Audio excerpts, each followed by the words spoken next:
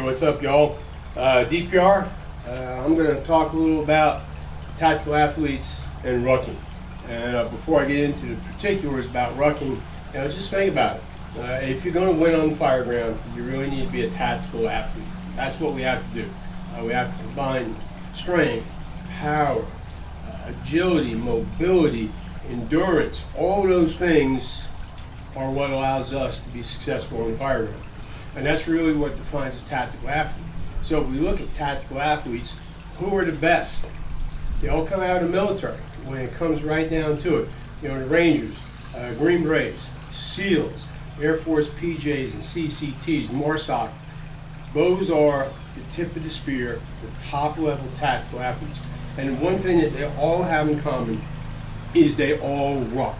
They all use rucking as a way to build their capabilities. So, is it going to help us? Yeah, absolutely.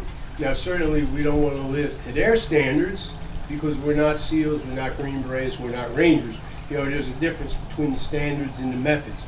We can use the methods that they use tailored to fit us in our work environment and not necessarily have to use their standards. 12 miles, dry ruck 35 pounds in 3 hours or less, the 20-mile ruck.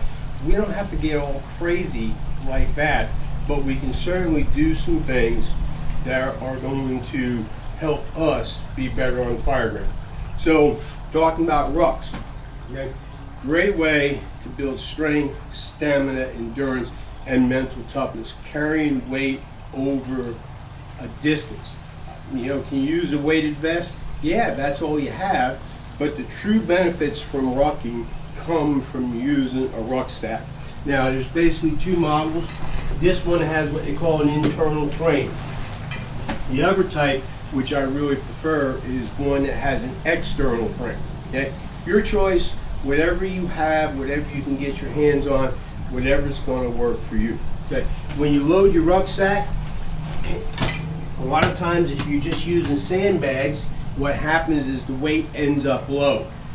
There's nothing you can do about that. Ideally, if you're really going to get into rucking, the heaviest stuff should be up close to your shoulders, and you use the waistband. All that transfers the weight to where it's going to be most efficient for you to carry. How much should you carry? Well, it depends. If you're starting out, 10 pounds may be enough. If you're a really strong athlete, maybe 20 pounds. The biggest mistake people make when they start doing this is they carry too much weight and they go too far. This is something that builds up over time. So that's a real quick talk about rucks. You gotta have good boots. If you're just going to use tennis shoes, if you're just going to use your station shoes, man, you're going to end up with some problems. If you're going to get into this, you've got to invest in some good boots. These are OTBs. Okay, they're a good boot. Go Ruck, Garmont, several of the top name manufacturers, Under Armour, Adidas, they're all making good tactical boots. Sometimes you got to go through a couple pair to figure out what's going to work best for you. I was trying to use a low cut boot, didn't work for me, gave me some Achilles problems, so I've moved into a higher cut boot. You just got to play with it, find out what's going to work for you. And the last piece of the puzzle is you got to have good socks. Okay, if you just throw some white, tube socks on and think you're going to carry 40 pounds for 5 miles, man, you're going to crash. You're going to burn. It's not going to work. Good rucking socks. Fox River is a great brand. These are some Under Armour. Unfortunately, I don't think they're in production anymore. And there's another company out, Ruck Socks. They make socks specifically for rucking. But if you're going to do this, you've got to invest in your feet, because if you tear your feet up, man, you're back to zero. You're doing no good. The last thing about rucking is you got to prepare yourself. Core strength is very important. If you don't have a good, strong, stable core, you're not going to be able to stabilize the weight. If you're not doing lunges, if you're not doing squats, you're not doing deadlifts, you're not building that lower half of the combat chassis. So before you embark on a rucking program, think about some of that strength training that I just talked about, squats, deadlifts, lunges.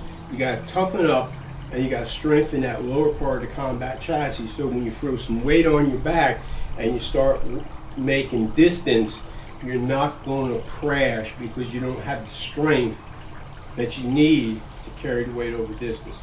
So hey man, that's my 2 cents, man. I never say my way is the best way or it's the only way. It's just the way. I found this to be very successful. It's helped me stay pretty much in good shape well into my career. So think about it, give it a try.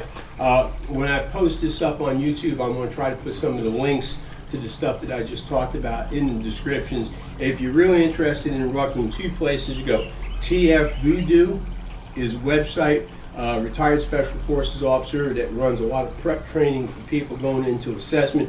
He's got a ton of rucking information.